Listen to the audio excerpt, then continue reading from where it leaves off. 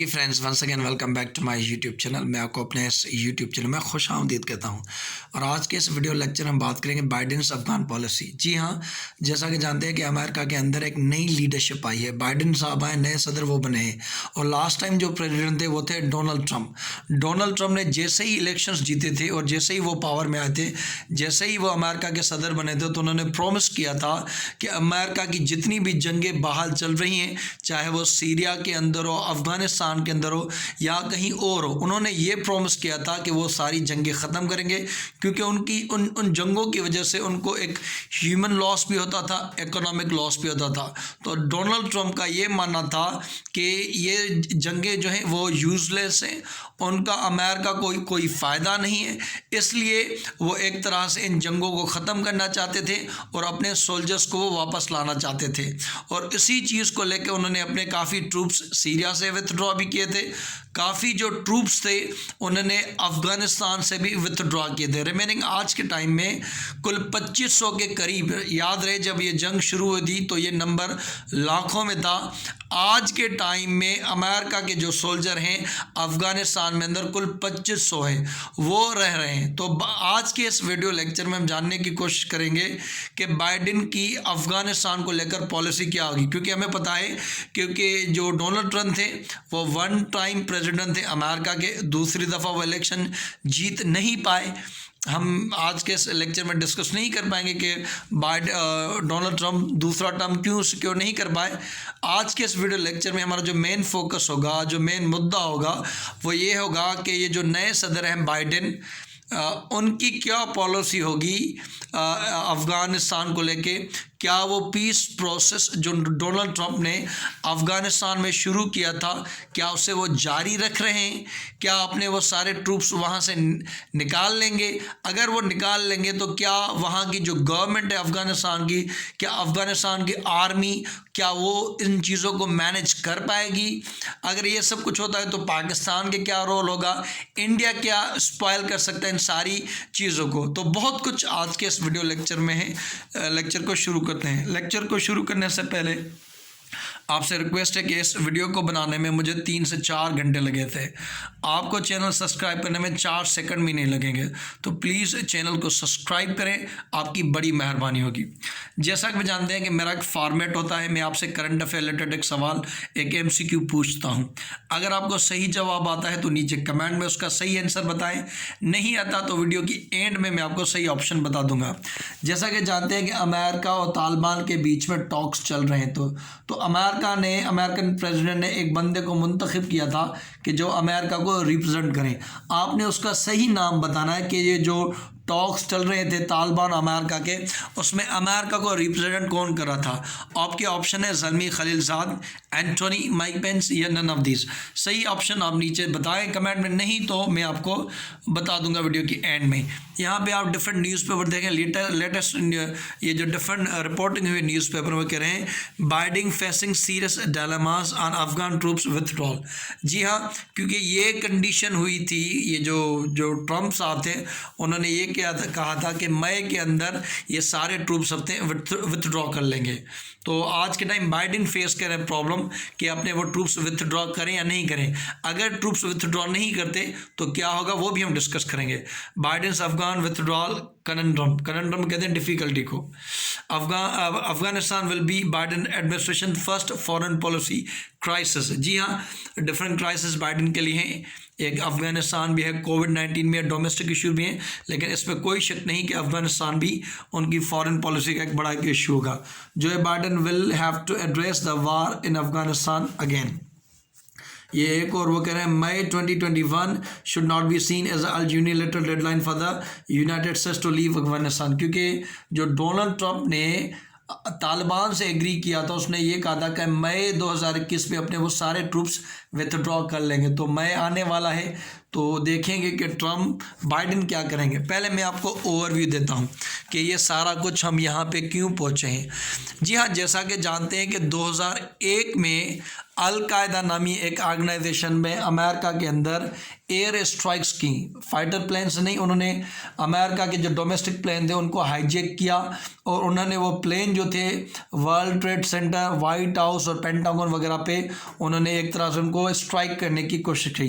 तो जो world trade centre थे उनके ऊपर तो लगे, बाकी जो थे वो मिस हो गए। बहरहाल ये कुछ हुआ।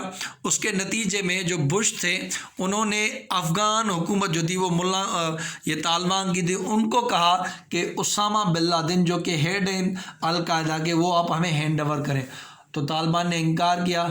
जैसे ही उन्होंने इनकार किया, उन्होंने अफ़गानिस्तान को, अमेरिका को इन्वेट किया, उनकी हुकूमत हटा दी और अपना एक सदर हामिद करज़ई।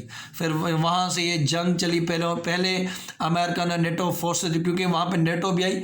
नेटो के जो एक आर्टिकल है 51, उसमें ये कहा जाता है कि अगर एक पे अटैक होता तो इट मीन सब पे अटैक हुआ, सब मिल के उसके रिस्पॉन्स देंगे। तो अमेरिका के ऊपर ये अटैक हुआ, तो अमेरिका ने अपने नेटो कंट्री से कहा कि आए अब हमारी सपोर्ट करें क्योंकि हमारे ऊपर अटैक हुआ। तो पहले अफ़गानिस्तान के अंदर ये नेटो और अमेरिकन फोर्सेस ने अफ़गान तालिबान के साथ जंग की।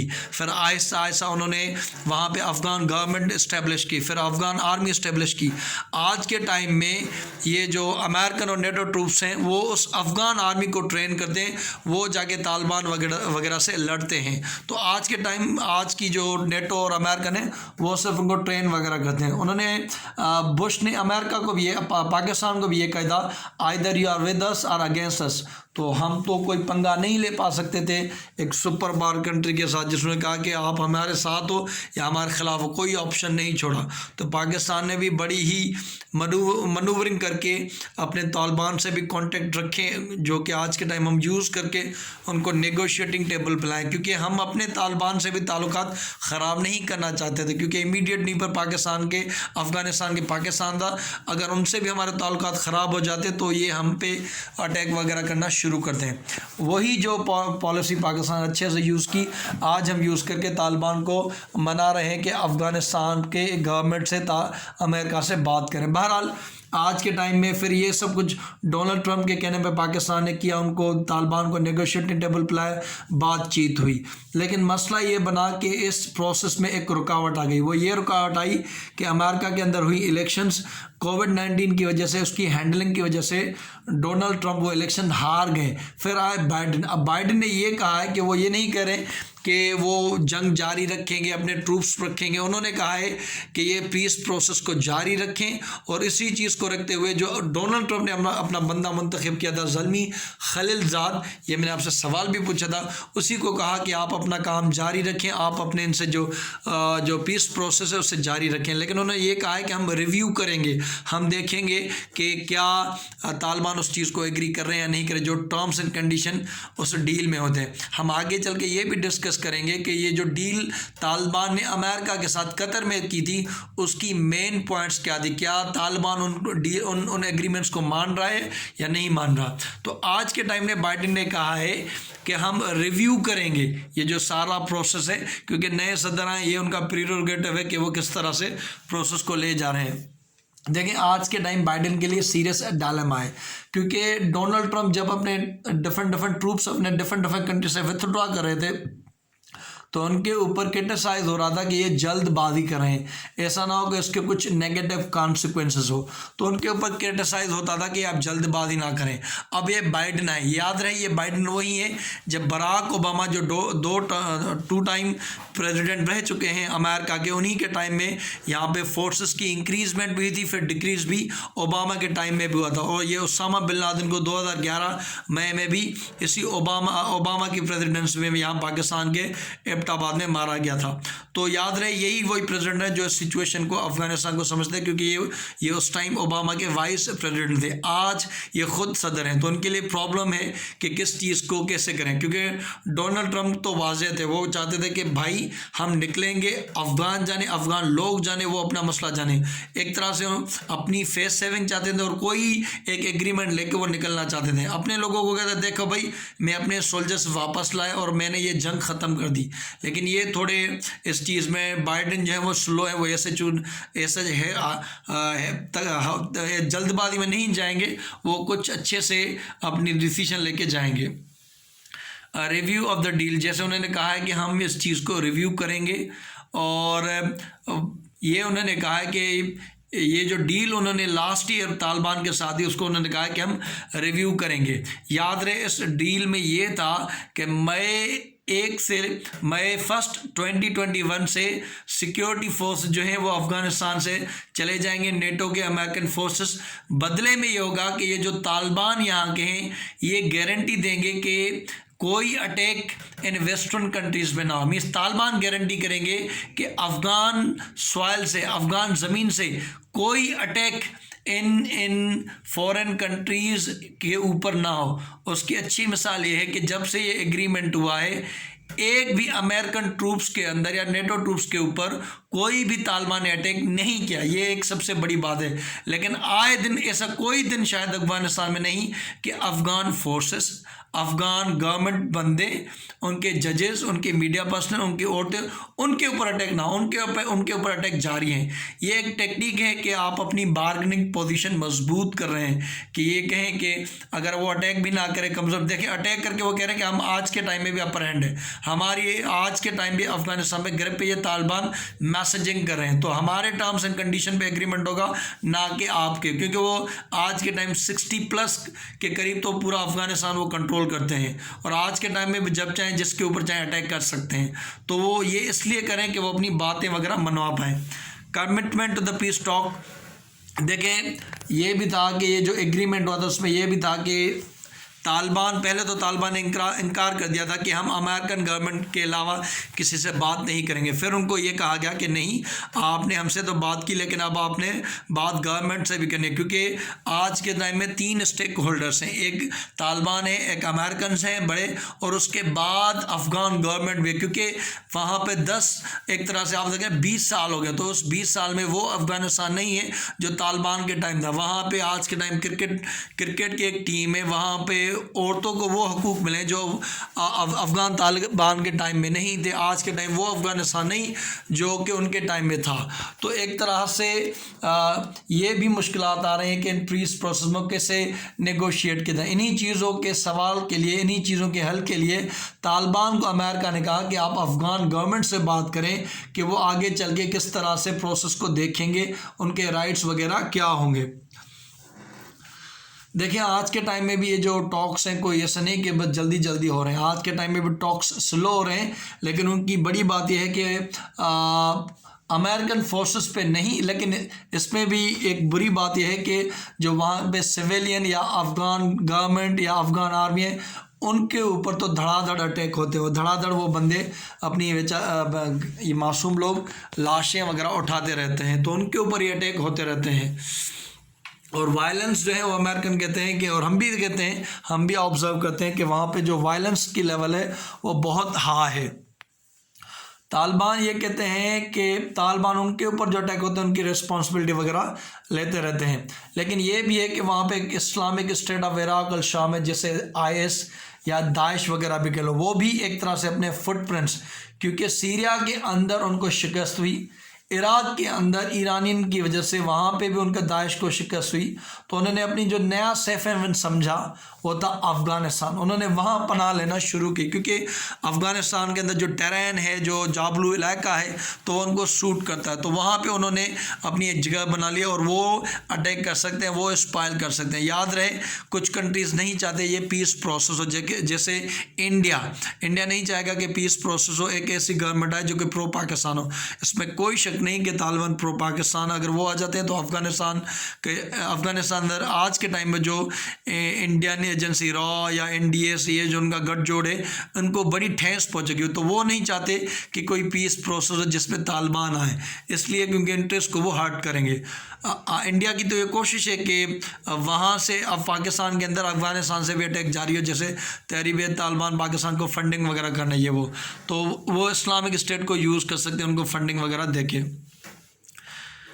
देखिए वाशिंगटन ने, जैसे मैंने कहा कि जो डेडलाइन है वो करीब आने वाली है, और अगर डेडलाइन मई 1 2021 तक अपने ट्रूप्स को नहीं ले जाता तो बाद में ये डेडलाइन ख़त्म हो जाएगी। मीन्स आपने एग्री किया कि 1 मई 2021 से मैं अपने ट्रूप्स ले जाऊंगा, अगर आप नहीं ले जाते तो इट मीन्स आप ओपन होंगे तालिबान के अटैक के। तालिबान ये आर्ग्यूमेंट दे के भाई हमने एग्रीमेंट किया था कि आप 1 मई से 2021 में अपने ले जाएंगे, आप नहीं ले गए, इट मीन्स आपने एग्रीमेंट की वायलेशन की। अगर आपने वायलेशन की तो हम आपके ऊपर अटैक कर सकते हैं। हैं तो वो दोबारा उनके ऊपर अटैक कर सकते हैं अगर वो अपने ट्रूप्स वहाँ से नहीं ले जाते। अगर ये होता है, अगर वो ट्रूप्स ले जाते हैं और अगर कोई अच्छी खासी कोई एग्रीमेंट नहीं होता तो यहाँ पे आप ये याद रखें कि वहाँ पे एक फ्रेजाइल अफगान गवर्नमेंट होगी जो कि तालिबान के आगे में भी ना टिक पाए।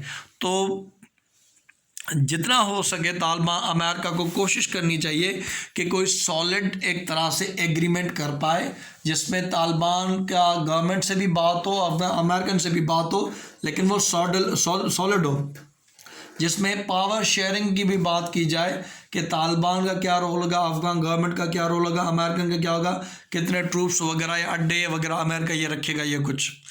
देखिए मैंने जैसे कहा कि बहुत कम अमेरिकन फोर्सेस बचे हैं। यूएस के जो ट्रूप्स हैं वो है 2500, ये लाख कभी हुआ करते, लाख 1.5 लाख हुआ करते, आज के टाइम 2500 बिल्कुल मिनिमम है। और ये भी कोई बॉर्डर पे जाके या जंगलों में जाके उन पे तालिबान पे अटैक नहीं करते, ये सिर्फ अफगान फोर्सेस को ट्रेन करते हैं। और जो नेटो फोर्सेस हैं वो 10,000 के करीब उनके मौजूद हैं। अफगान के जो सदर अशरफ गनी वो एक तरह से अमेरिकन को कह रहे हैं, आज के टाइम जो बाइडन उनको कह रहे हैं कि आप रश ना करें, जल्दबाजी ना करें, ऐसा ना हो कि आप कोई डील करें और आप ऐसे चले जाएं, क्योंकि उनको पता है अमेरिकन चले गए तो उनकी तो कुटाई होगी अशरफ गनी की, तो इसलिए वो कह रहे हैं कोई रश ना करें। देखें यहाँ पर हम कोई आउटकम निकालते हैं कि यहाँ पर क्या हो सकता है। देखें जैसा कि जानते हैं कि बाइडन जो है वो डेमोक्रेटिक हैं, वो उनकी तरह डोनाल्ड ट्रंप की तरह फास्ट ओपन वगैरह नहीं है। जिस तरह से डोनाल्ड ट्रंप थे वो एक तरह से बिल्कुल एक तरह विम्सी उनकी फॉरेन पॉलिसी, एक झटके उन्होंने ये कह दिया ये कर दिया, और वो ओपन थे, जो उनके दिल में आता था, जो उनको सही लगता था वो कर देते without any taking any constitution. उन्होंने ना सिर्फ अपने दुश्मन लेकिन अपने एलाइज को भी नहीं छोड़ा। तो उनकी तो ये थी कि मुझे ये ख़त्म करने, भाड़ में जाए अफगानिस्तान। उन्होंने इसी चीज़ को लेके WHO की फंडिंग ख़त्म कर दी, प्लस फ़लस्तीनी लोगों की फंडिंग ख़त्म की, सऊदी लोगों को कहा कि हम आपकी डिफेंस में हम आपको सिक्योर करते हैं, आप हमें फंडिंग दें, नेटो को कहा आप फंडिंग दें। उनका तो काम था पैसों से, बिजनेस से, और वो चाहते थे कि जल्दी ये ख़त्म हो अफगानिस्तान, हमारा खर्चा पानी ये इतना वो ना हो। बाइडन ऐसा कुछ नहीं करे क्योंकि बाइडन ओबामा के टाइम के हैं, वो इस चीज़ में रेस्ट नहीं करेंगे, तो वो रीनिगोशिएट करेंगे, कुछ ऐसे टर्म्स एंड एग्रीमेंट करेंगे जिसमें अमेरिका की जीत भी ना ज़ाहिर हो, ना सिर्फ ये कि सिर्फ पैसों का और जानी नुकसान का ये कुछ सेविंग हो। वो ऐसे टर्म्स एंड कंडीशन करेंगे कि उनको भी लगे कि उन्होंने जीता है, वो कोई जल्दबाजी में नहीं निकलेंगे, और ये जो मई की डेडलाइन थी वो उसमें नहीं निकलेंगे। और मेरे ख्याल से अब वो दोबारा प्रेशराइज करेंगे तालिबान को, ये जो वायलेंस आपने हमारे ऊपर तो अटैक नहीं किया, आप दीगर जो अफगान गवर्नमेंट, अफगान बंदे हैं, अफगान जजेस हैं, अफगान पर्सनल मीडिया हैं, उनके ऊपर भी अटैक ना करें, तो इस चीज़ पे जोर होगा। आप इस पर क्या सोचते हैं नीचे कमेंट में आप अपनी राय दे सकते हैं। यहाँ पे जो ऑप्शन है वो है ज़ल्मी खलीलज़ाद। मैंने आपसे सवाल पूछा था कि अमेरिका को कौन रिप्रेजेंट करता था, वो था ज़ल्मी खलीलज़ाद। याद रहे ये अफगान ओरिजिन है लेकिन अमेरिकन सिटीज़न है, तो ये अमेरिका को रिप्रेजेंट करता, उनको मुंतखब किया था डोनाल्ड ट्रंप ने। तो आपका सही ऑप्शन है A Zalmay Khalilzad. Thank you so much once again. अगर आपने चैनल को सब्सक्राइब नहीं किया तो सब्सक्राइब करें, बेल आइकन को प्रेस कीजिए, वीडियो को लाइक कीजिएगा और वीडियो को शेयर कीजिएगा। Thank you so much, God bless you all.